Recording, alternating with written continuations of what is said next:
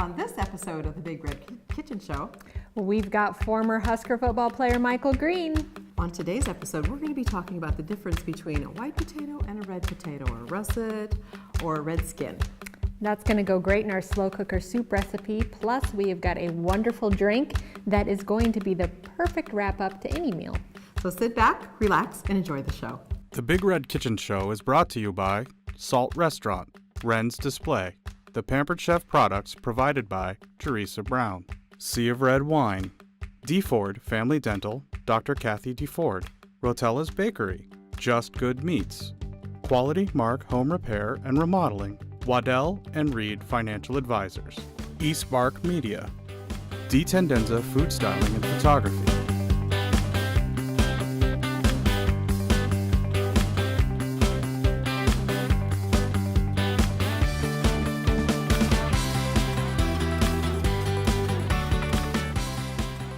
Welcome to the Big Red Kitchen Show. I'm Sherry Potter, the host of the show, and I am a professional food stylist, food photographer, and I love testing out new recipes in my studio kitchen. And today's show, I not only tested one, but two recipes, and I can't wait to talk about them. But before I do that, I'd like to introduce you to my co-host, Angela. Thank you very much. I'm Angela Waltman, and I'm the publisher of the Big Red Recipes cookbook. We're really excited today because we are able to bring on one of our chefs, Husker chefs, from the first book, who was also on our first show and was involved in a lot of the different activities that we got to do with the first book. So we're very excited to have Michael Green with us again today with a new recipe and to be able to talk about his experience. Please go look at bigredrecipes.com so that you can see more information about that first book. We'll also have new information coming out about our next two books, the baseball edition, which we've had some great baseball guests on, and then our football 2 edition, which should come out this summer with some more really wonderful recipes and guests. But we're here to talk about Michael Green and soup today. Yes. So why don't we bring Michael on? Michael, welcome back to our show. Thank you, thank you. Good to be here. Good to see you again. It is great to see you Thank you, again. thank you. Welcome back to our show. Glad to be here. You were a wonderful guest last time. Only the wonderful guests get invited. Exactly. I'm glad. Exactly. Now, when we had you on the show last time, the book was not quite out yet, so you'd not had the full experience. But now it's been, 9-10 months. The book's been out. We've done some stuff with it. Tell me a little bit about your favorite thing that came on your plate because of the cookbook and the cooking show. Well, I mean, I think, well, a little bit biased, but I liked Armand's recipe, It's my nephew. But there were a lot of recipes, and I'm trying to remember one. I'll have to think of it. We'll put the Jeopardy music in there. That'll be helpful. Yeah. But I steal a lot. So the point is that I gave out a lot of the issues that I took to friends and got a lot of compliments, and they were really grateful to have them. And so, but I kept one for myself because I'm a thief. Not a thief. Now, you came to some of our signing events too, which is one of the things we'd not really anticipated when we started the book and the show, was that we could get the guys to come out and do book signings. But it just naturally happened. Yeah. And Michael came out to one of our most successful events at one of the Christmas holiday boutiques. So tell us a little bit about that, interacting with fans. Well, fans are always good. Nebraska fans are some of the best, and the thing that I appreciate more over the years is how, it's like football season year round. If they recognize you, it's as if it's a Saturday at a game or something like that. And so I'm very appreciative of how, and growing up here in Nebraska, you come to take that for granted until you go somewhere else for a little while and see the difference. Mm-hmm. And but Nebraska fans, anytime you get a number of us together in a setting and you get some fans around, it's just really a rewarding kind of experience. And the fans, they've always, whether current player or the former players, they treat you fabulously in terms. So the hospitality is great. Absolutely. Now, one of the things that I've loved about both these cookbooks is that you find some of the players that are just willing to connect you with others, and you see how much that they've kept the relationships over the years. And I know you did that. Obviously, Amon is related, so he can't get away from you. But Odious Lee was another one that you got into our book. Obviously, this is years later, and still work out together. Is that correct? Yeah, Odious and I are one of those gym rats that meet up in the gym early in the morning, and we work out, and you know, we always chat in the morning. So yeah. And what I find interesting about that is you are two of our best cooks. Thank You you. actually enjoyed cooking. You know, you came on here and you knew what you were doing. You didn't just submit a recipe that might be a family favorite. This is stuff that you guys developed and that you're interested in. Yeah, That really makes it fun for us. It does. Yeah, I mean, and for me too, because like I say, the more I do it, I get into it, and I like to experiment. And Angela was in my office on another project, and she said, "Well, you want to submit another recipe?" I said, "Yeah, I got one I'm working on." So, And that's how it happened. Actually wrote it down in pencil. I think we'll add this, maybe some of this. So I love seeing that So because you even develop on the fly. that's right. it That's was right. it was. Well, it was I exciting. think of things that are tastes actually that I might want to try and see how it comes out. And so when we were talking in my office, I'd been thinking about that, so I said, yeah, I want to try that. So, I just wrote it down, and she suggested a couple of other ingredients that I hadn't thought of. So, And unsuggested a couple others. Is that a word? That's right. Unsuggested? That's Okay. Shot them down. I was like, yeah, I don't think so. Which is not normal for me because I tend to follow the recipe. And I get very nervous if I run out of something and Right, realize I have to right. sub something in. I'm a recipe follower. I Right. love to cook, but I'm a recipe follower. So I love people like both of you who experiment and try and find new tastes because that's really where the innovation comes from. So, exciting. But usually, and I don't know about you, Michael, but a lot of times I'll start with a recipe where I have followed it, and then as I've done it a couple times, I'll think, this might be good, I've done that. or let's try Yeah, I've this done or that. that. So Yeah. sometimes it's just a matter of having a good, successful recipe, and then taking that recipe kind of to make it your own. that's right. Your own That's creation. right. Yeah. And the nice thing about experiment is that if you fail, nobody knows. Right. Yes. Let's try and feed it to them. It's true. Now, one of the things that I'm always interested in, especially with men cooking who have a love for it, how did that develop? Is it something that from being a kid, you were interested in it, or mom had you in there cooking with her? How do you develop a love for cooking, especially as a male athlete? Right, It's yeah. not really something that you might expect to be connected. Tell us your story. Well, my attraction to cooking came from a very basic motivation, and that is my mother had 5 sisters, and they were all great cooks, and mine came basically from a love of eating. So, but I didn't. Good palate, a good palate. I didn't take up cooking until after college. I was, I started out messing around on the grill, and not just gravitated to other things. But I mean, growing up as a child, everything was always cooked by my mother, and so never gave it a second thought until I just started messing around on the grill, and then things kind of took off from there. So we could say it might be genetic. Could be. Got those aunts cooking, your Could mom's be, good yeah, cook, so yeah. it could be genetic. They were all good cooks. That's true. That's what keeps me working out, because I don't diet well. It's usually one or the other, That's right? right. That's right. Now, you have kids as well. Got a daughter, Angela. As a matter of fact, she and her crew are up in Washington, D.C. this week for the Easter week, and they just tweeted me or texted me some pictures of them on the White House lawn at the Easter egg hunt. Nice. How wonderful. How Nice. wonderful. Now, did you get Angela, great name, by Yeah, the way. absolutely. Congratulations. Did you get her in the kitchen with you? A little bit, but she came by it kind of naturally, instinctively as well. And once she started a family, and she just started cooking, and she's very good. And her husband, my son-in-law Tori, is also very creative in that. So as a team, they come up with some stuff. Yeah. Yeah. So yeah. Awesome. But I didn't teach her anything. She kind of started just like I did. Started just doing what she does, and instinctively picked a lot of things up. Yeah.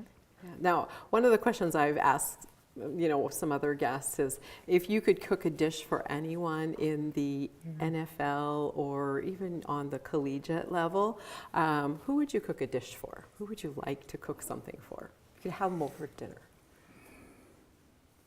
I'd probably say Coach Osborne.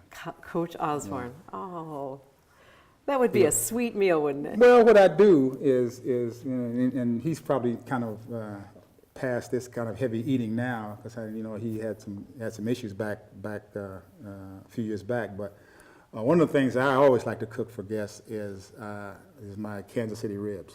Oh boy. So what I do is I take some Kansas City ribs, boneless or bone-in, either one, and take just some generic beer, throw it into a big pot, and let it marinate overnight. Oh. And then I don't think I've ever heard anybody marinate you ribs store it in in there. beer. Yeah. Throw it. I think we should try it. We should try The it. beer doesn't usually last long enough to marinate anything in my house. Yeah. Well, you got to use the beer before the drinkers come. What if the drinkers live there? You got a problem. What if you are the drinker? Yes, you are the Yeah. drinker. Well, we are going to talk about your recipe Okay. right now. Actually, there were two of them. So one part of it, you know, we had the crock pot stew, which Sure. you last time presented us Yeah. with a stew. And one of the things you like to do is you like to cook it up first and then Let it sit. let it sit overnight, Yeah. chill, and then reheat it. So Right. that's what I did because I wanted to be on point with Good. this recipe. You do So- good work. Thank you. Thank you. I follow directions well.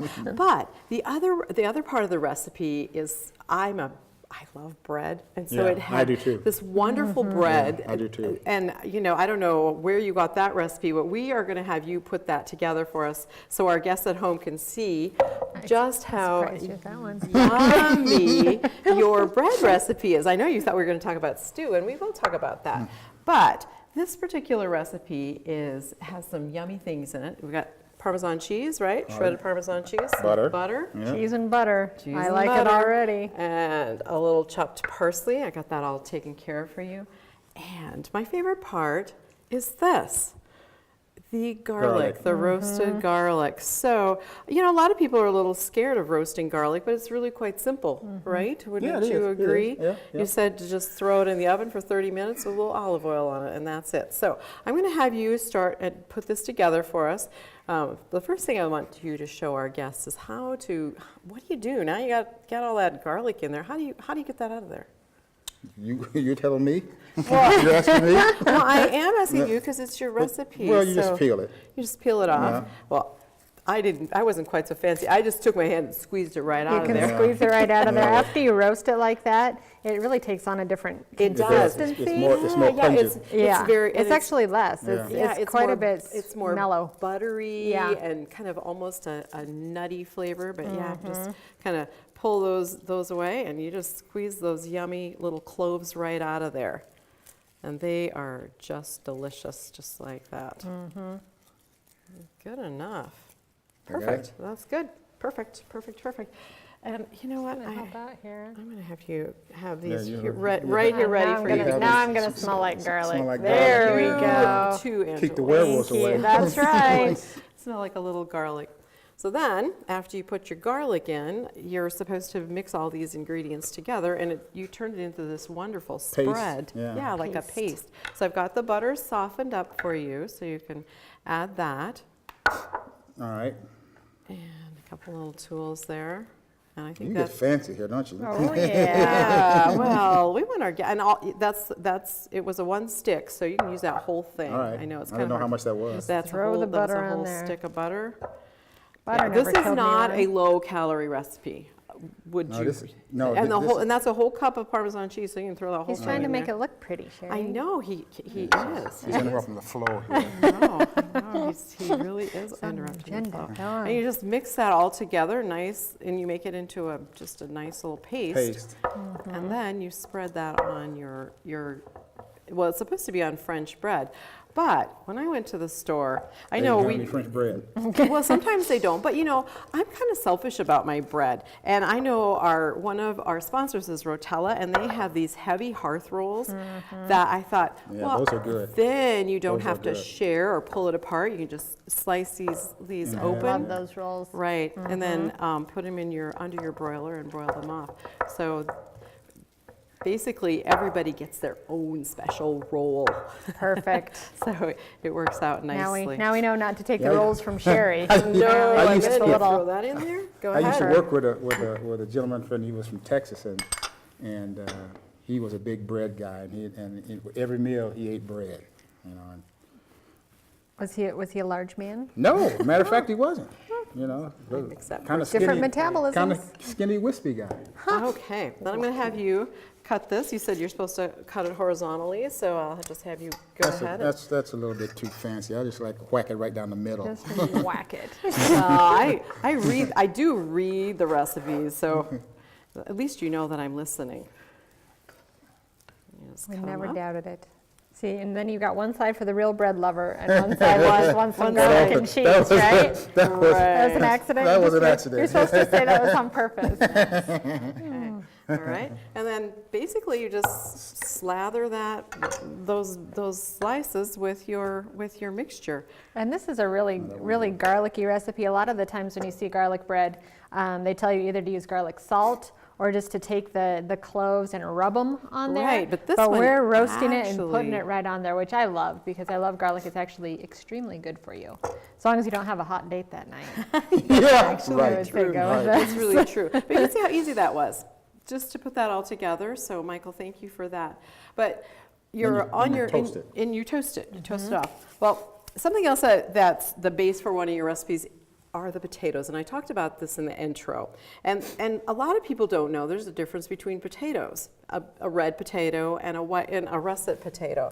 So I'm going to talk a little bit about that for us today, just for those viewers at home who maybe don't know the difference between why you would use a red potato and why you'd use a a russet potato or an Idaho potato. So I'm going to have you take just a bite of one of those potatoes. Michael, just grab that potato right there and take a taste of that for Well, us. I'm the tester now. You is are that the it? tester. Guinea pig. We have our guests on the show because we want them to be our recipe testers. Okay, so what would like you a say potato? about the texture of that? It's potatoey. Potatoey, kind of mushy, a little mushy, Yeah, correct? yeah. Correct. And then I want you to taste this one. You got away without being blindfolded. You I lucky know. man. I asked her if I could blindfold you, and she gave me that look like, Sherry, you make me blindfold our guests. She enjoys it. The difference in that texture. So it's a little more. It's a little firmer. A little firmer. So that is basically your difference. This is the russet potatoes are. We have a little signs. Our Idahos and russets are low moisture and high starch. So a russet potato or white potato is perfect for baking or mashed potatoes or something like that where you want something fluffy.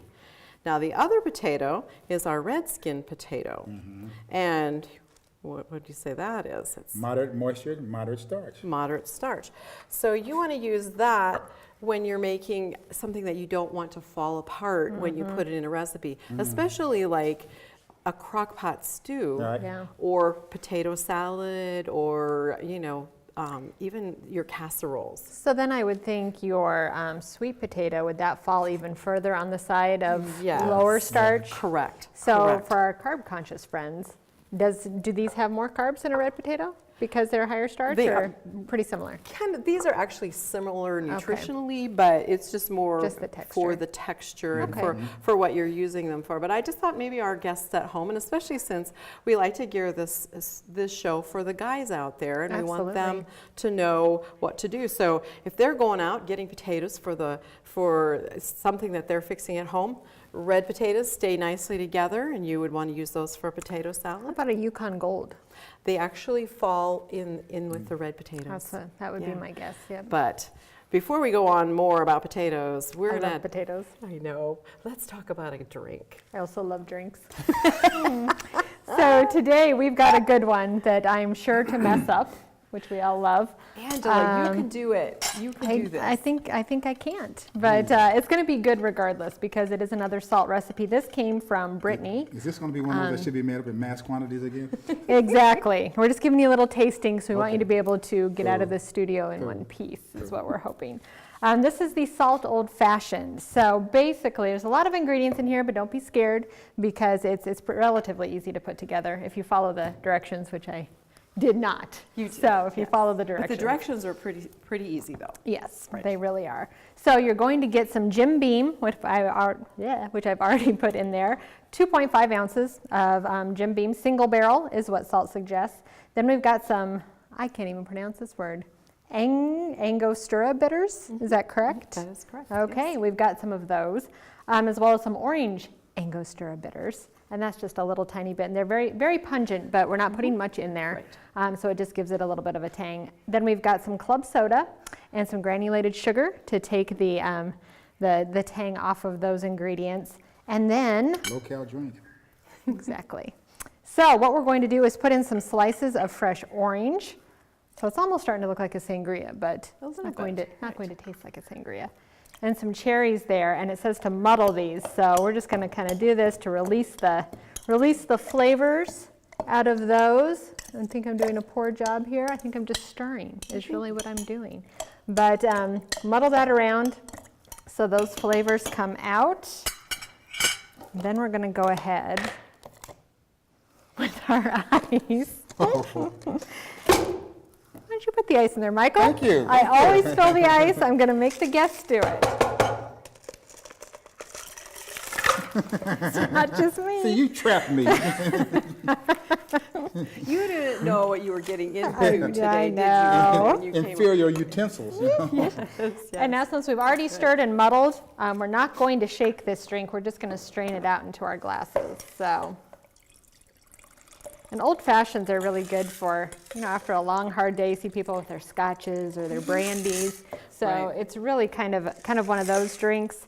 Maybe not what you would think of as we're getting into the summer season, but it can still be a refreshing drink. I always think of these as like sitting by the fireplace. Well, or a rainy day. Yep. Rainy day. That's what, I thought it might go nicely with our stew today. Absolutely. Because it's kind of a rainy Absolutely. Probably day. would be good Monday through Sunday. Monday through I Sunday. think so.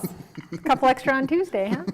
And then we're going to garnish. So we've got some good garnish. Sherry, you get no garnish. That's okay. That's okay. Okay. And then we're going to throw a couple of cherries in there just to, There you go.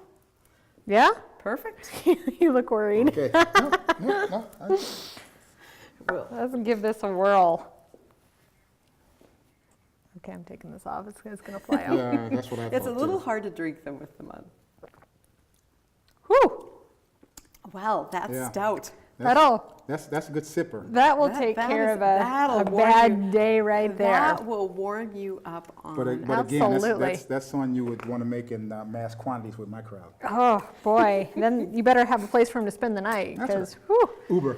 Now, if that was a little daunting of a recipe, which it obviously was for me, this is a great time to just go in and sit at a place like Salt and get one of their expert bartenders to make one of these for you. I'm sure it'll be a lot prettier and they'll look a lot more attractive doing it. But still tastes good, right? It does. Yes. But I thought it would go nicely with this yummy crusty bread that we have all toasted off. Look how nicely that toasts up. I think that really That's good. That looks delicious. really delicious. It is a great recipe, Michael. I'm a- I thought I'm it a was bread guy. wonderful. Oh, I see some kale in So, there. Now, I yes. love vegetables and I love weird vegetables. So you like So kale? I'm that person that comes through the grocery line and they're like, what's this? What's that? I always enjoy doing that. So I love turnips and leeks and Good. I'll give you all that. that stuff. And there's a lot of that good, yummy, Yes, this different recipe did have vegetables in there. had turnips in it, and I threw some parsnips in it because I like parsnips. I'm kind of a fan of I'm busy here. parsnips. You got your priorities. That's right. you know. That's right. Gotta watch Angela. She takes her part of the show very I do. I seriously. really do. Very, very seriously. So, but don't forget to grab a slice of bread to go with This it. is quite colorful. It is, And yes. when you were giving me this recipe, I remember Michael looked at me and he said, it's a good detox recipe, right? Yes. Very healthy, very, very healthy. So I would think this would be a good alternative to like a juice fest. You can't have this, or probably that, but the recipe itself. And I think the whole letting it set in the refrigerator overnight really brings the flavors out. So if you're detoxing, I think this is a great recipe to. It's got a lot of flavor doesn't for it, no though? Yeah. real seasoning or sauce or anything like that. That's why I wanted to try just water instead of a broth and just see how it turned out. You know, as far as Right, and I did The add, vegetables. yeah, I did add some salt, a little Yeah, bit salt, of sea salt. some sea salt to it, yeah. But other than that, I think that's really basically all we have. And did you notice how nicely stuff. those potatoes, how nice they look, nice They're and not mushy. cubed up, right? Yep, they stayed nicely together. Which- And that bread is That tops it off. amazing. I It know. goes with that well. Isn't You that can really good? taste that, that the garlic's roasted. Right. It really does take on a different flavor. Now, we received every week from our Pampered Chef, we get a gift for our guest, and she had this garlic infused canola oil. And I thought, really? you know, on a day when you don't have time to put that all together and do all that work, you can use a little bit of just this oil, and you'll have that nice garlicky flavor. It'll go great with this recipe. So we're going to have you take this home and test it thank out you so much. on your next guest. Teresa's always so great to make sure that we have something for our guests Excellent. every week. So Excellent. We get you liquored up, we give you gifts. No wonder you wanted to come back. You know, this very, is great. very This is good. great. I think if you made this for Tom Osborne, he'd be happy. I know, especially this recipe. Yeah, he could eat that because it's actually very. It has Very all the things he filling. needs. Now, how For would health something conscious. like this freeze? Because I know when I make soup or stew, I make a big pot of it. Does something like this freeze well, or is it something you want to eat fresh? I would prefer to eat it fresh, but I think it would freeze really well. Okay. Yeah, Yeah. it would. So it's- I think, Angela, you need to tell our guests how they can get this recipe. Absolutely. Go on bigredrecipes.com. We'll have the new recipes on there before the new books come out. You'll also see the recipe on our screen. Of course, if you have questions about anything we're cooking here, we always love to hear any questions from our viewers. So make sure that you check out the website, and you can always email the show at bigredrecipes.com with any questions, and we'd be happy to answer them. But bigredrecipes.com is a place to get more information, and we're so excited for this new recipe from you. Thank you. Thank you. It's fun. I think it's going to be a hit. I think people will be copying your recipe. So, well, Michael, thanks again for being Thanks for on having our me. show. Appreciate It's it. just been a pleasure to Thank see you you. again. You're And I want to welcome. thank our wonderful crew out there who make sure that the tapes keep rolling for us every week. I want to thank all our viewers out there who watch every week. And again, like Angela said, if you have questions about our show, or if you have a Husker you'd like to see on the show, drop us a line. And Peer we'll be- pressure. Peer pressure is wonderful. That's right, that's right. So until next time, may God bless you, and we'll see you again on the Big Red Kitchen, on the Big Red Kitchen Show. The Big Red Kitchen Show was brought to you by Salt Restaurant, Wren's Display, the Pampered Chef products provided by Teresa Brown, Sea of Red Wine, DeFord Family Dental, Dr. Kathy DeFord, Rotella's Bakery, Just Good Meats, Quality Mark Home Repair and Remodeling, Waddell and Reed Financial Advisors, East Bark Media, D. Tendenza Food Styling and Photography,